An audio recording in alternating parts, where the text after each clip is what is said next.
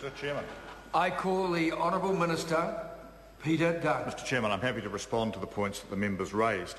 He's absolutely right. This is a temporary measure because the 45 recommendations from the Law Commission do require a lot of work to be done around them. It's not just the one in isolation. There's a whole comprehensive package there that does need to be assessed.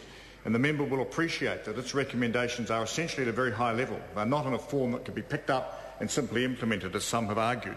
So there's quite a lot of ongoing work around that occurring at the present time. The government's intention is that that work will be completed next year, and I imagine what will emerge will be a new bill, a replacement for the old or the current Misuse of Drugs Act, which will incorporate all of those changes. That's for another day. In terms of the immediate problem we face with synthetic cannabinoids and other new psychoactive substances, we needed to act in an important and immediate interim way. And I make the point that this is not just about synthetic cannabinoids.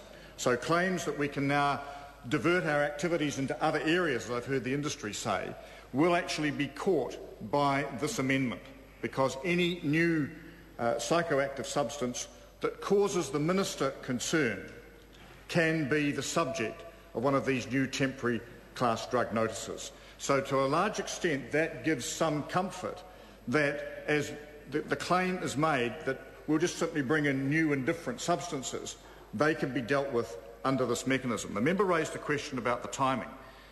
My assumption is as follows. This legislation will pass through all its remaining stages in Parliament this week. It will receive the royal assent at His Excellency's convenience, I imagine, first thing next week. Immediately that happens, I will issue a Gazette notice giving the range of products that's on the market at the moment, some 43 in all, 7 days to be off the shelves. So the timing is very quick, and we're already preparing the Gazette notice as I speak. As new products arise and as they are detected by either a combination of police, customs and health or individual pieces thereof, provided they meet that test I referred to earlier, they will immediately be gazetted in exactly the same way. So the issue of concern to New Zealanders about the apparent proliferation of these synthetic cannabinoids, other psychoactive substances that were causing concern, is being addressed through this mechanism. In the longer term, something along the lines of the Law Commission's recommendations that say nothing even gets to base 1 before it's proven to be safe is the correct course to follow. But there are a whole lot of issues around the definition of safety and the process by which that is determined that have yet to be resolved. The member raised a question about personal possession. And I want to draw the House to this particular aspect because it's very important and again gives the lie to some of the claims being made by the industry that there's going to be a bonanza fire sale at the moment and people will be able to stock up to their heart's content to get around the forthcoming bans. The definition of personal possession for the presumption of supply has been changed. At the moment in the Misuse of Drugs Act we talk about 56 grams of the item concerned. Now these synthetic cannabinoids are sprayed over the chronic product, so 56 grams actually covers a fair range of product. We've changed that, and in this instance it will be 56 grams of complete product. So it won't just be the synthetic cannabinoid, it will be the chronic.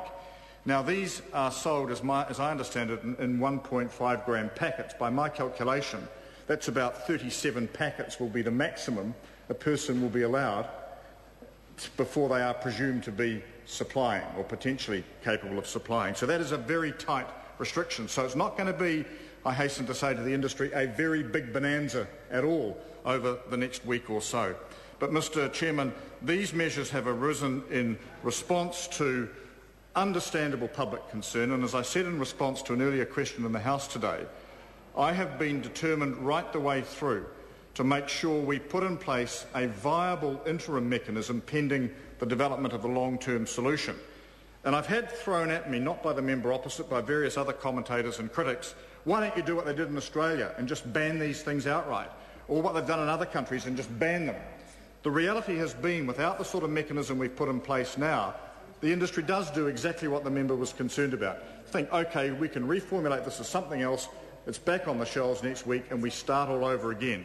We actually have a comprehensive suite of measures before the House in this SOP, and I'm grateful for his party's support. I think it's very important that Parliament sends a strong signal on this issue, and as a consequence, Mr Chairman, I call the Honourable Minister, Peter Dunn. As a consequence, I think the capacity that we have now to put in place something that will be comprehensive for that 12-month period is strong. I make one other point before I conclude.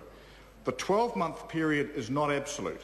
It's 12 months in respect of every product that is gazetted. So while I expect the government will have resolved its work on the Misuse of Drugs Act by around the middle of next year, there may well be products being gazetted in February or March that would have that 12-month cycle attached to them. And within that time, they have to be assessed and tested and some conclusion made as to their particular classification. Mr Chairman, I appreciate the member's support. I don't want to prolong the debate unnecessarily, but I hope I've answered his questions in the way that he was seeking.